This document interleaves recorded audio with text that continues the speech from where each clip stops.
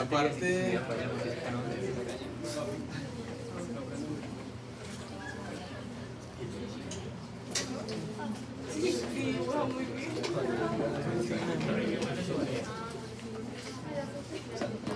Profe, ¿estaba practicando? Sí. Bueno, muchachos, íbamos acá. Íbamos aquí, en esa parte. ¿Esa parte qué es? ¿El asa? No, ¿cómo va a ser el asa? Bueno, esta es la parte, muchachos, silencio. Esta es la parte del túbulo distal, ¿cierto? A ustedes les mencionaban que el túbulo distal en la primera mitad se comporta un poco más como la parte del asa, y su segunda mitad tiende a comportarse un poco más como el túbulo colector. Finalmente, lo más importante del túbulo distal, es que acá se siguen reabsorbiendo solutos, relativa impermeabilidad al agua. Cuando la orina llega a este nivel, ¿está concentrado o está diluido? Pilas. ¿En cuál? ¿Puedes repetir la pregunta? Cuando la orina llega a este nivel, Se fue reabsorción de sodio. sobre todo acá a este nivel. ¿Por qué este nivel? Digamos que este es el segmento grueso, ¿no?, del asa. Este es el segmento grueso. ¿Por qué cuando llega a este nivel tiende a diluirse un poco más? Porque llega de mayor absorción de sodio. Porque acá hay relativa impermeabilidad, ¿sí?, al agua, y pasan que acá hablamos de un cotransportador que yo les dije que era la diana de los diuréticos de asa. ¿La qué? ¿Cómo así que glucosa?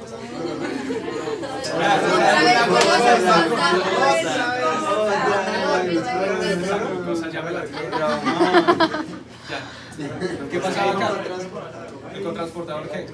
Sodio, cloruro, potasio. Ese es diana, muchachos, de lo que yo les dije de los diuréticos de asa, en especial la furosemida. Y eso pone a orinar muchísimo al paciente, porque ustedes leyeron acá que eso representaba más o menos cuánto por ciento de reabsorción de soluto. 65. No. Ah, no. No, eso sí lo tienen que tener claro. Yo no les voy a pedir tan exacto, pero sí que sepan, por ejemplo, que en el túbulo proximal se reabsorbe muchísimo más que acá. Sí, 65. Pero eso es túbulo proximal. Estamos hablando aquí del asa gruesa, de la parte gruesa. Sí, señor. Pero entonces le estoy preguntando acá, en la parte gruesa del asa, más o menos de soluto, ¿cuánto en porcentaje representa la reabsorción? 25. Por ahí. 20, 25. Muchachos, 25 es bastante. ¿Sí? 25% es bastante. Eso es casi un cuarto de la parte de los solutos que hay en la orina. Si en los diuréticos de asa, silencio, si en los diuréticos de asa inhiben esa reabsorción de esos solutos, inhiben la reabsorción, un 25% de la reabsorción, pues acá queda mucho más soluto y por lo tanto arrastra agua. Entonces los pacientes que les dan, por ejemplo, furosemida, orinan bastante. Más, por ejemplo, si esa furosemida intravenosa, lo que yo les decía, esos pacientes, lo que más llaman los encharcados, que llegan los pacientes con insuficiencia cardíaca, que llegan con edema, con dificultad respiratoria, con crépitos, ¿sí?, que le hacen una radiografía de tórax y tienen derrame pleural, el paciente está con mucho líquido en la parte extracelular. Entonces cogen y algunos médicos les pasan furosemida intravenosa. Sí están las guías, pero a veces se pasan un poquito de dosis y el paciente puede llegar a deshidratarse realmente. Yo tengo una pregunta que está relacionada, pero no específicamente con lo que usted está hablando. Señor. Y es que, por ejemplo, cuando un paciente necesita hemodiálisis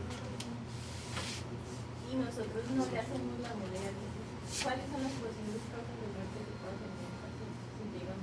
Más rápido la parte de los desórdenes electrolíticos, porque puede pasar. Ustedes ya se han dado cuenta leyendo los capítulos que no todo es matemático, y ahorita lo vamos a ver con los casos que yo les traje. Porque usted hay, por ejemplo, hipernatremia, ¿sí? Hipernatremia con aumento de volumen, o puede haber hipernatremia, hiponatremia también por aumento de volumen. Los pacientes no son algo matemático y tienden a variar muchas cosas. Entonces, en un paciente con hemodiálisis, lo principal y lo que más puede matar al paciente rápidamente, uno, pues que el paciente va a estar en un estado de hipervolemia, porque el paciente no está orinando. Quiere decir que si el paciente, por ejemplo, sigue comiendo y sigue tomando líquido, pues por la ley de la conservación de masa, yo estoy metiendo masa, estoy metiendo líquido y no lo estoy sacando. Entonces el paciente va a estar hipervolémico, entrando por ahí. Segundo, los desórdenes electrolíticos es lo que más los mata. Por eso los pacientes, uno de los criterios más importantes para la diálisis es el potasio.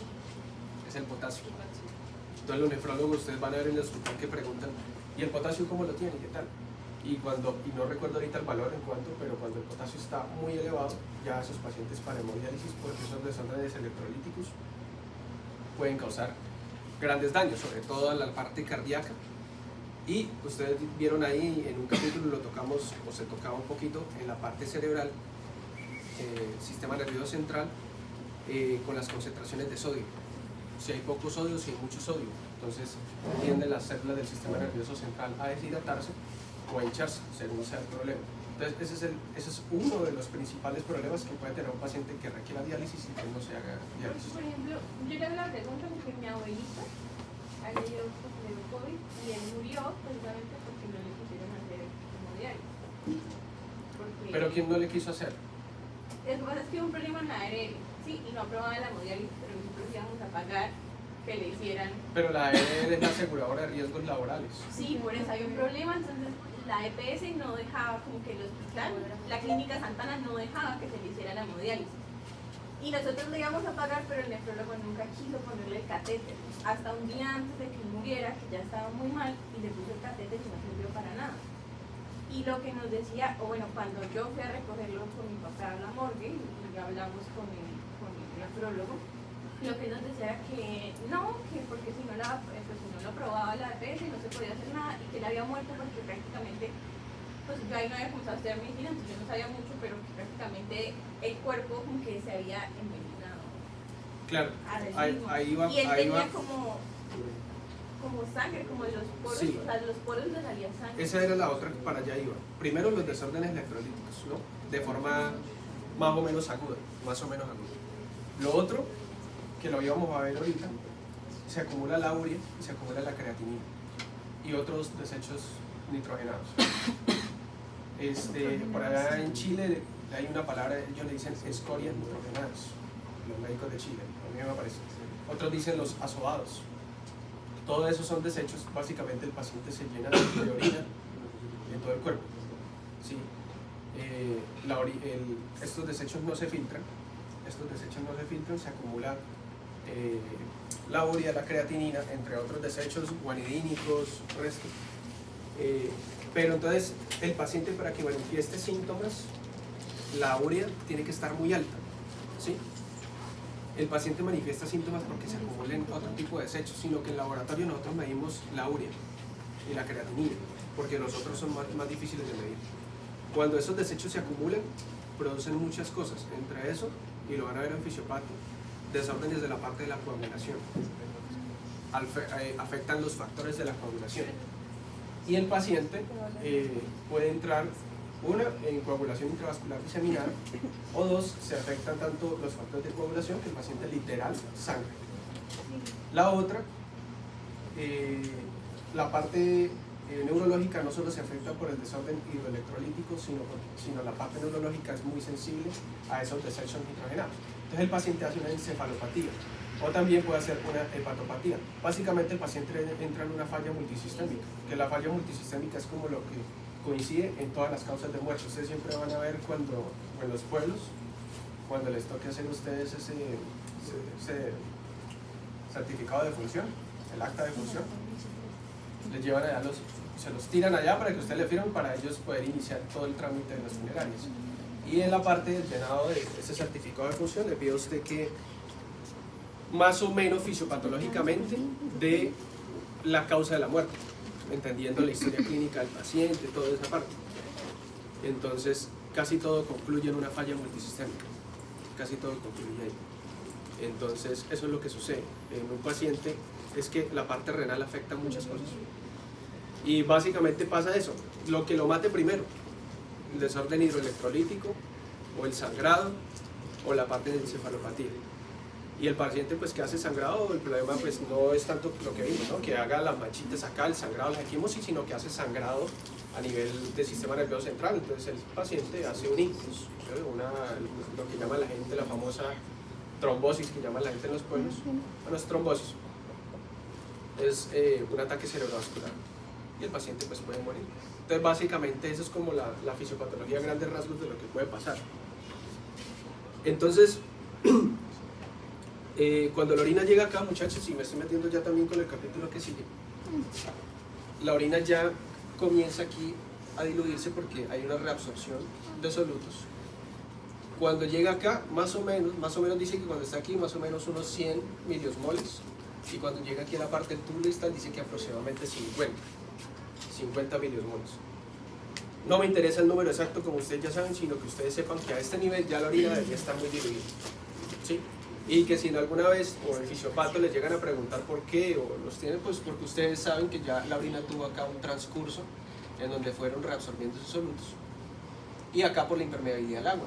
Cuando llega el túbulo colector pasa algo, y es que el túbulo colector es como el que tiene la palabra final de si la orina va a ir concentrada o se va a ir diluida. Por mucho que acá hayamos reabsorbido solutos, si acá se necesitara concentrar la orina nuevamente, se concentra. Y ustedes vieron ahí la parte de la ADH o la vasopresina que me decía Miguel, que yo le entendía angiotensina. Eso, ella, digamos, la parte del túbulo distal, algunos dicen que el túbulo distal no, que es más el túbulo colector, son altamente sensibles. Entonces ella finalmente, si hay alta producción de ADH, acá va a haber una reabsorción bastante alta de líquido. Entonces, ¿qué es lo principal que se absorbe en la parte de los túbulos colectores? Ya vimos que en la parte del túbulo distal pues se sigue reabsorbiendo sodio, cloro, puede haber relativa reabsorción de potasio, algunos dicen que magnesio, calcio, bueno, etc.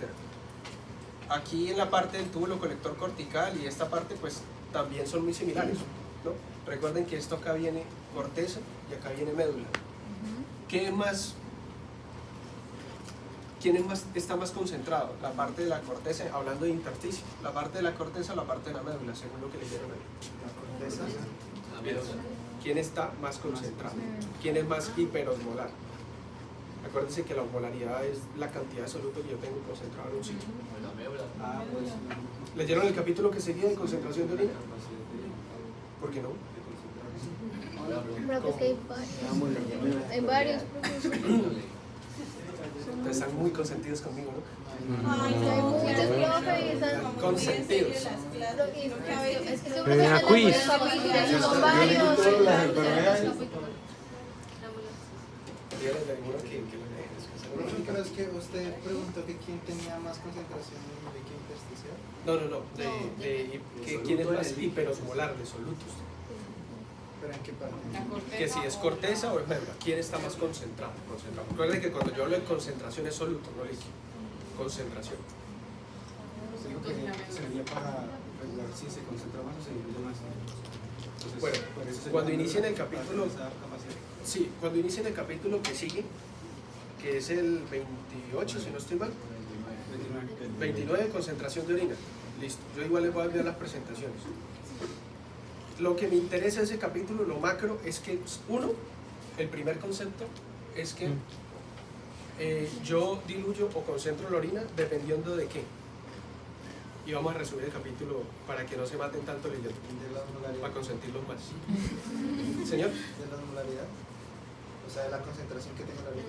Bueno, pero mi riñón dice De los requerimientos, ¿no? de los requerimientos de qué tanto estoy tomando agua yo, porque si yo estoy acá, por ejemplo, con el calor que hizo hoy, mis riñones trataron hoy, digamos que yo tomé hoy la misma cantidad de agua que tomo todos los días, ¿sí? Pero estos días ha hecho más calor y yo no he aumentado mi ingesta de líquido. es seguido igual. ¿Mis riñones van a trabajar más o van a trabajar menos? Más en el sentido de que reabsorber la gran cantidad de líquido que pueda. Listo. Entonces, él lo que hace, y básicamente lo que va a hacer en cuanto a eso, y ustedes cuando lean van a hablarles ahí de un ejemplo, que son unos animalitos del desierto que son roedores, y ellos concentran mucho la orina. Y en esa parte le dice que el riñón puede concentrar una orina hasta aproximadamente 1200 milismoles. Y les hablan ahí que el volumen mínimo de orina, ¿sí? El volumen mínimo de orina, y eso es calculado, eso es en base a unos cálculos de cuánto una persona debe ingerir de miliosmoles. Háblese de miliosmoles de cloruro de sodio, potasio, solutos. Entonces dice que en solutos en general una persona debería ingerir diario 600 miliosmoles. Entonces ellos hacen un cálculo y diciendo, bueno, suponiendo que la persona elimine ese mínimo, ¿sí? De 600, así como los ingiere y los elimina, ¿cuánto de orina requeriría para eliminar esos 600 miliosmoles? Suponiendo que lo concentra al máximo, suponiendo que la persona está ahorrando el máximo de líquido. Y eso les da a ellos aproximadamente medio litro, eso es 0.5 litros. Ustedes van a ver ahí este fin de semana, búsquenlo, la clasificación de cuándo es oliguria, cuándo es anuria, cuándo es poliuria. Y ustedes van a ver que un paciente básicamente cuando empieza a bajar es 0.5. Un paciente ya está entrando casi que en anuria, el paciente ya casi no está orinando. Entonces, ¿qué es lo que sucede ahí? Todo esto depende de la concentración. Probablemente un paciente que esté orinando esto a poquito, suponiendo que el paciente no tenga ninguna patología renal, el paciente está reabsorbiendo líquido. Entonces, en ese caso, por ejemplo, está haciendo esa gran cantidad de calor, la persona, digamos, trabaja en la calle, es de esos escobitas que mantienen barriendo la calle, pero el paciente no está reponiendo las pérdidas. Entonces, el riñón lo que hace es que se da cuenta e inicia una puesta en marcha,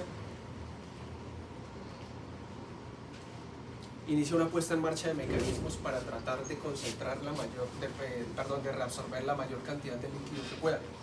Entonces, ¿cómo lo hace? Primero en túbulo proximal. Ustedes saben, acá no se altera la osmolaridad, ¿cierto? En túbulo proximal. ¿Por qué? Porque reabsorbe La misma agua cantidad de y la- solutos. Así como reabsorbe gran cantidad de solutos, reabsorbe agua. Entonces acá relativamente permanece isosmótico, que es aproximadamente 300 miliosmoles. Dice que casi que lo mismo como llega la sangre al glomérulo, así mismo es acá en la parte del túbulo proximal. Acá en el asa,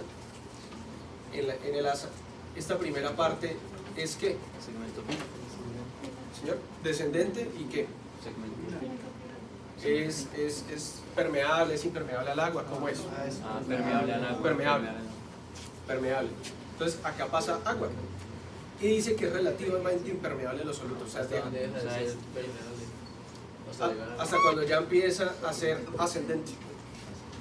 Entonces, toda la parte descendente es permeable. toda la parte descendente. Permeable al agua. Per- Descendente.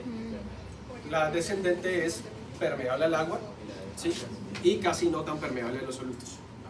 Y la ascendente es lo contrario. Entonces, acá empieza a salir agua, pero los solutos empiezan a concentrarse. Entonces, acá hay una relativa concentración de orina. ¿Sí? La orina sigue bajando. La orina sigue bajando. Y acá ya inicia la parte ascendente.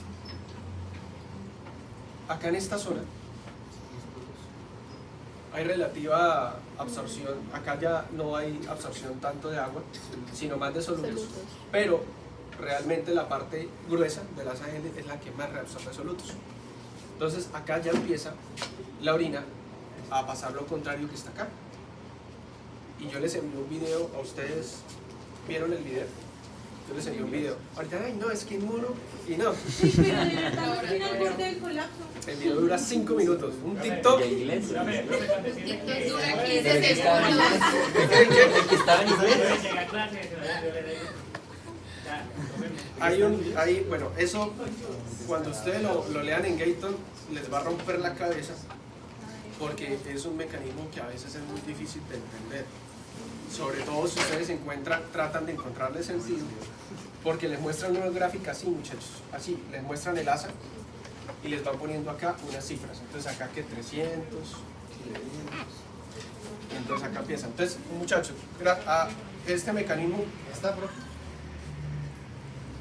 no, hay otro. Hay otro donde dice que el mecanismo es multiplicador. Muchachos, presten atención a esto, para que no se pierdan. Les van a hablar del mecanismo multiplicador y el mecanismo contracorriente. Son dos mecanismos para concentrar la orina. Pilas. Pilas porque se van a perder. Se van a perder. A la primera probablemente no lo entienden. El mecanismo multiplicador tiene que ver con el asa de Henle y el contracorriente también. En el multiplicador lo que dicen es que acá viene un líquido, más o menos con esta molaridad, y acá el líquido se concentra. ¿Sí? Y acá el líquido se concentra. Y pues dice que aquí la osmolaridad, pese a que acá se concentra, la osmolaridad en este lado y en este lado trata de equipararse, porque el agua acá es muy hiperosmolar. Entonces el agua trata de nivelar un poquito esas concentraciones. Y en este lado, este líquido que va pasando acá, que se está concentrando bastante, cuando llega aquí, en esta zona, las bombas de esta zona siempre tratan de crear un gradiente de 200 miliosmoles de diferencia entre lo que está en el intersticio y lo que está adentro. Por ejemplo, si acá empieza a haber una concentración inicial de 400 miliosmoles, ¿sí? Acá empieza, por ejemplo, y acá había, por ejemplo, de 300, por ejemplo, llego acá. Entonces las bombas tratan de equiparar, entonces puede que acá quede, un ejemplo, 500 y... no, digamos que acá es 400.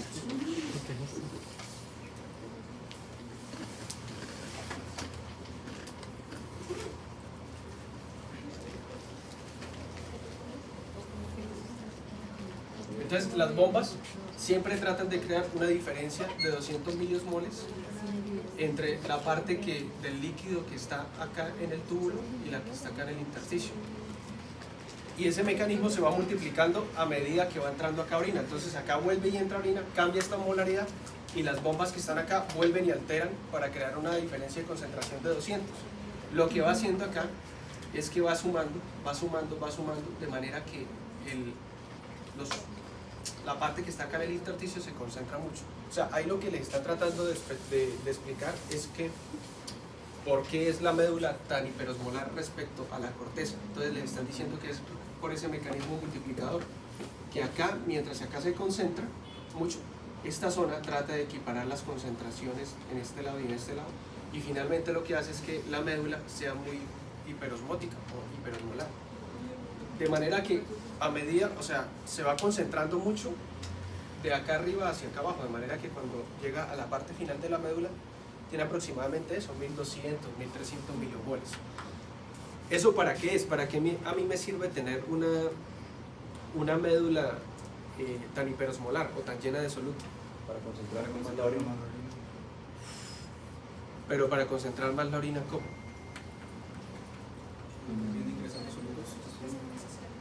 O sea, ¿para qué función tiene o cuál es la virtud de que el cuerpo se esfuerce tanto que el intersticio medular sea hiperosmolar? Para favorecer la absorción de sólidos, De agua. Porque la médula para conservar. Claro, como arrastra. De agua. Sí. La médula, y más que se aprendan ese mecanismo que cómo baja, que cómo sube, es que entiendan que el mecanismo multiplicador es el que me mantiene a mí la médula hiperosmolar, ¿sí? ¿Y eso con qué fin? Con el fin de que cuando el agua llegue acá, a esta zona, si el paciente está deshidratado, si el paciente tiene sed, si el paciente está entrando en una hipovolemia, pues ya ustedes se acuerdan, se activa el mecanismo de la sed para que el paciente ingiera más cantidad de líquido. Y se activa la secreción de ¿quién? Antibiótico. Antidiurética. La antidiurética llega entonces en esta zona, ¿sí? empieza a expresar ¿qué? Acuaporinas, tanto en el lado luminal como en el lado vasolateral. Y entonces lo que hace básicamente es que el agua que está acá empieza a reabsorberse, porque como acá hay una gran cantidad de solutos, el agua se arrastra.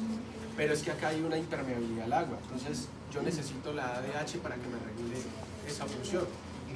Entonces, la médula, muchachos, la médula es hiperosmolar para que cuando yo necesite reabsorber la mayor cantidad de agua, acá se reabsorba agua. Pese a que acá ha pasado el líquido por un montón de regulaciones, es el túbulo colector el que tiene la última palabra, si se concentra o si se diluye. Entonces él acá, en este ejemplo del paciente que no ha tomado agua, que está trabajando al sol, que aumentaron las pérdidas insensibles, el sudor, el paciente se está quedando hipovolémico. Entonces la ADH me permite a mí que se reabsorba la gran cantidad de de agua, el agua pase al intersticio y se reabsorba ¿hacia dónde? Capilares.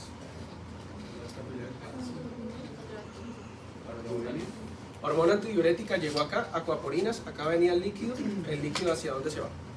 Pues hacia el Intersticio, ¿cierto? Pasa el intersticio, el líquido está acá, ¿y qué pasa? No me puede quedar ahí, yo necesito el líquido en capilares periturares, porque acuérdense que la virtud de yo reabsorber líquido no es para dejarlo en el espacio intersticial, es para tenerlo como volemia. O sea, yo necesito el líquido es en la volemia, ¿sí? El líquido en el espacio intersticial a mí no me sirve para nada, porque si fuera así eso se llama como edema. Entonces yo necesito el líquido es en mi volemia. Yo estoy haciendo todo esto para que el líquido pase al espacio intersticial y acá se reabsorban los capilares. Y ahí entra el mecanismo que ustedes van a leer, que es el mecanismo de ¿qué?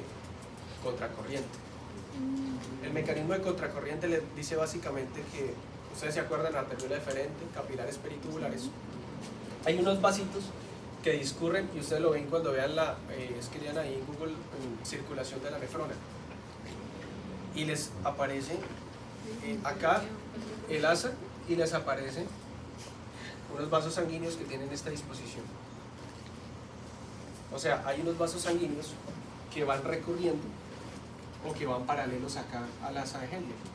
Y lo que les dice es que esos vasos tienen un flujo contrario, por eso se llama contracorriente, al asa. Entonces el flujo del asa viene así, ¿cierto? ¿Sí o no? El de los vasos sanguíneos, de estos vasos, viene así. O sea, viene al revés. Y lo que les dice acá es que cuando estos vasos sanguíneos entran acá a la médula, como esta zona está muy hiperosmolar, ¿sí? Esta zona, entonces acá, digamos que en todo este trayecto, empieza a pasar acá solutos, la orina se va, el plasma se va concentrando, el plasma se concentra, y cuando ya va disponiéndose a salir hacia la corteza, en esta zona, empieza a reabsorber agua, ¿sí? Entonces, digamos, se comporta de manera un poco diferente, ¿sí? Va en un flujo contrario a lo que es el asa, y finalmente lo que quiere ese mecanismo de contracorriente es facilitar que el líquido que yo había reabsorbido acá, que yo había sacado acá al espacio intersticial, pase aquí a los capilares. Entonces, el mecanismo de contracorriente y el mecanismo multiplicador son las formas que yo tengo, una para concentrar la orina, para concentrar el intersticio y reabsorber líquido, y el mecanismo de contracorriente es el que me va a permitir a mí finalmente llevar ese líquido a la circulación. Ustedes lo van a leer ahí, les mencionan esos dos mecanismos. Si se les dificulta, generalmente uno lo entiende con videos interactivos donde le explican cómo se va moviendo y se entiende mucho mejor. Pero para efectos de lo que yo quiero y necesito, es que ustedes sepan que estos son los dos mecanismos que yo requiero para la parte de la reabsorción. ¿Qué otra cosa entra en juego acá?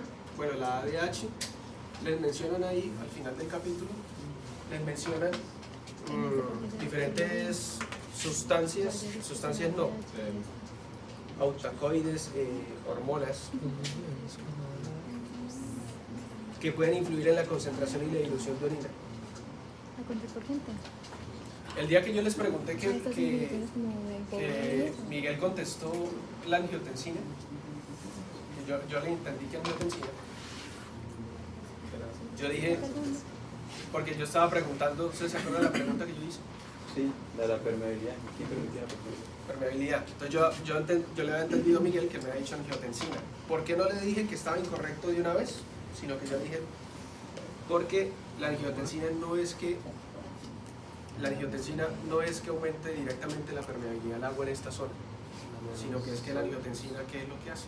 La aldosterona y la aldosterona antidiurética. La aldosterona y la angiotensina directamente es un estimulante de la secreción de ADH. Entonces, teóricamente no está mal decir que una secreción alta de angiotensina me provocaría finalmente un aumento de la reabsorción de líquido. Pero no es porque la angiotensina tenga un efecto directo en la movilización de acuaporinas, sino porque estimula la secreción de ADH. Ella solo expresa acuaporinas en el colector. Señor, Solo expresa acuaporinas en el colector. hay varios autores que dicen que también en el túbulo distal, e incluso algunos se van más lejos y dicen que pudiera hasta llegar al asa. Generalmente, pero casi siempre cuando uno lee, relacionan el aumento de la permeabilidad de la ADH en el túbulo colector. Porque finalmente es el túbulo colector, lo que les digo, el que tiene la última palabra entre si la orina sale concentrada o sale diluida. El ejemplo contrario, el paciente está tomando gran cantidad de líquido y no hay una necesidad como tal de yo retener ese líquido, ese exceso de líquido que está llegando. Entonces, pues básicamente estos mecanismos, acá la médula, digamos, sigue relativamente hiperosmolar, pero la secreción de ADH ya no es tanto. Entonces el paciente empieza a perder líquido. Pues ese exceso de líquido que el paciente presenta. Y ese exceso de líquido pues también es porque al haber acá una gran volemia pues aumenta un poco la presión de filtración. Y esa presión, digamos, esa velocidad inhibe mucho la parte de la reabsorción. Entonces, cuando hay una volemia aumentada, cuando hay gran cantidad de líquido, pues el cuerpo simplemente lo que hace es que este mecanismo lo inhibe y el paciente simplemente orina el exceso que tiene. Entonces, básicamente, a grandes rasgos, eso es lo que les quiere decir ese capítulo. Lo que me interesa a mí, igual léanlo para que lo entiendan, porque digamos que esa es la base después de lo que yo les voy a traer, que son patologías que tienen que ver con la hormona antidiurética, y entonces ustedes van a saber por qué pasa una cosa o pasa la otra. Pero en términos de concentración y dilución de orina, es que entiendan ese mecanismo, que sencillamente acá el aumento de la osmolaridad me permite a mí que reabsorber grandes cantidades de agua para disminuir el volumen de orina y reciclar ese líquido de la volemia. Muchachos, ¿por qué? Yo les decía ahorita que la máxima concentración, la capacidad máxima del riñón de concentrar es 1200 miliomoles. ¿Por qué sería eso? ¿Por qué sería esa la capacidad máxima del riñón de concentrar orina? ¿Por qué no puede 2000, 2800 milimoles, 3000? Porque después eso dificulta. ¿Señora? Porque las proteínas ortodoxas tienen un problema. No. Porque después si se concentra mucho es más difícil hacer la reabsorción. Porque había mucha agua. No. Porque ¿cuánto es la osmolaridad de la médula renal? Yo se los dije ahorita. Mucho más. Acá va iniciando acá corteza 300, acá bajando como 500, luego aquí como 700, por acá 1000 y acá 1200. Fíjense que son estos 1200 que están acá. ¿Sí? Entonces yo concentro la orina dependiendo de la concentración de solutos de mi médula. ¿Sí? Y acá esta ya es la capacidad máxima de concentración de solutos de mi médula. ¿Sí? Entonces por eso es la capacidad máxima de concentración de orina que yo tengo. Cosa importante, pero se los había comentado ya la clase pasada, básicamente, y por qué es hiperosmolar esta son la concentración de cloruro de sodio, solutos en general, pero más cloruro de sodio. ¿Y quién más? ¿Quiénes son los culpables de que esto sea hiperosmolar? Cloro, ¿no? Cloro. Potasio, bicarbonato. Cloro. Bueno, más importante, los que tienen más poder osmótico. Cloruro de sodio y cloro. Potasio no tanto. Cloro. Cloruro de sodio, listo, ¿qué más? Cloro. Bicarbonato yo trato más de llevarlo al... Yo lo reabsorbo, pero yo trato de pasarlo al plasma, por efectos de mantener el pH. ¿Señora? No. No.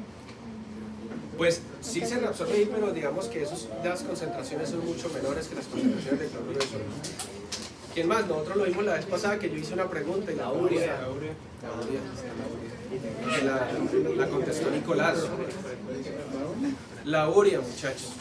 La urea se reabsorbe. Pero esa no está un poquito. ¿Por qué no sale por acá? Pilas porque se reabsorbe teóricamente.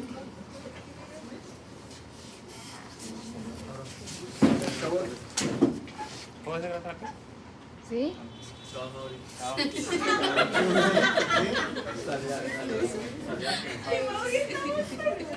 Quería salvar Profe, la pero cámara. espere. Pero la urea no está. Él quería salvar se la la absorbe cámara. en pequeñas cantidades. ¿Por qué tendría tanta importancia la hiperosmolaridad? Porque bien comparado, por ejemplo, con otros solutos, ella no se reabsorbe muchísimo. Si ustedes van a leer, no se les haga raro que dicen que, por ejemplo, acá en el proximal, no sé si Gayton lo menciona u otros autores, dicen que acá en el proximal alcanza a reabsorberse casi un 40-50% de la urea filtrada. Y por acá en túbulo colector les mencionan 10-20%, bueno, otros dicen que más. En cuanto a las cantidades de urea, finalmente yo las necesito como desecho. Acuérdense que eso está circulando frecuentemente. Y depende, lógicamente, muchachos, de qué tan concentrado yo tengo acá. Porque si mi concentración acá está completa, pues yo que voy a seguir reabsorbiendo urea. Ojo, porque, digamos, y presten atención acá. Si yo tengo mis concentraciones normales, acá está concentrado 1200 milimoles, acá hay una reabsorción de urea constantemente, ¿sí? Para ir reemplazando, digamos, los solutos, porque acuérdense que en la parte de la reabsorción pues no solo se absorbe agua, sino que vuelve y se absorben solutos. Eso está en un permanente juego. Y acá se reabsorbe urea. Acá también en el túbulo proximal, no se les haga raro si leen que se reabsorbe urea también. Y van a encontrar una circulación que la urea circula. La urea se reabsorbe acá y van a encontrar en el libro, en ese capítulo que yo les menciono, que se reabsorbe aquí a la ADL y vuelve y circula, y vuelve y circula. Esa circulación de la urea me ayuda a permanecer acá esto hiperosmolar. La parte más importante de yo mantener acá esto concentrado es gracias al cloruro de sodio y a la urea. Entonces, la urea es un desecho, yo necesito desecharlo, pero acuérdense lo que yo les estoy diciendo. Un paciente para que se intoxique, por ejemplo con la parte de la urea, tiene que tener grandes concentraciones de urea en sangre, ¿sí? Entonces, la urea es un desecho, el cuerpo necesita sacarlo, pero también al mismo tiempo lo aprovecha reabsorbiéndolo para mantener esto en un estado hiperosmolar. Entonces no se les haga raro y está frecuentemente circulando y se está eliminando, pero también se está reabsorbiendo. Entonces, esos son los dos principales componentes. Claro, ahí hay otro tipo de solutos, pero digamos que los macros son el cloruro de sodio y la urea, para permitir nuevamente la reabsorción. Incluso les hablan por ahí de que cuando la hormona antidiurética actúa, no solamente actúa en la parte de la permeabilidad del agua, sino que se ha visto que expresa también receptores para urea. Entonces, cuando el cuerpo está en un estado de que necesita reabsorber la mayor cantidad de agua, reabsorbe también urea para mantener acá esto en un estado elevado de hiperosmolar y el agua se pueda reabsorber. ¿Listo? Entonces no se le haga raro cuando le dan eso. Yo se lo expliqué la vez pasada y le dije, sí, es un producto de desecho, pero ella también se absorbe y se absorbe es con ese fin, nada más. ¿Listo? ¿Qué más me faltaba hablarles de ese capítulo? Profe, una pregunta, esto... Señora. Esto, profe, ¿en qué como condiciones se usaría, digamos, el mecanismo de contracorriente o el de... Este mecanismo está siempre funcionando. ¿Y el otro? ¿También? Sí, También. ambos Sí. siempre están funcionando. Sí, él siempre está funcionando. Cuando ustedes lean el capítulo en Gayton les va a mostrar como desde el inicio, cómo desde el inicio él hace para mantener la concentración acá elevada, ¿sí? Entonces le dice que inicia más o menos acá en 300 y él va multiplicando hasta que acá llega a 1200. Casi siempre acá se mantienen los mismos 1200, ¿sí? En condiciones normales, o sea, en una persona que ingiere los miliosmoles diarios que necesita y los elimina, ¿sí? Ya en condiciones patológicas esto varía mucho. Pero este mecanismo siempre está funcionando porque yo siempre necesito mantener mis riñones y la médula concentrada. Eso siempre está funcionando, ¿sí? Tanto el mecanismo multiplicador como el mecanismo contracorriente. Lógicamente, cuando ya aquí alcanza esta concentración, pues ya el cuerpo simplemente lo que hace es que reabsorbe lo mismo que desecha para mantener esa concentración ahí equilibrada. Pero esto siempre está actuando. ¿Para qué? Para que en el momento en que yo necesite reabsorber líquido, fácilmente se reabsorba. ¿Listo? Pero eso siempre está funcionando. ¿Qué otra cosa me faltaba por comentarles de eso? ¿No? Creo que eso es básicamente lo que les habla el capítulo. El capítulo al final les habla de unas patologías que tienen que ver con la ADH. La idea es que veamos eso en endocrino. En endocrino quiero que miremos hormona por hormona qué alteraciones causan. Entonces entre esas entra la ADH. ¿Listo? Léanse el capítulo porque lo que les digo, explicarles es una cosa, pero sin lectura es muy difícil entenderlo. Básicamente eso es lo que quiero que entiendan y el capítulo lo que les dice es eso. ¿Cómo hace para concentrarse o diluirse la orina? ¿Listo? Pasemos a los casos.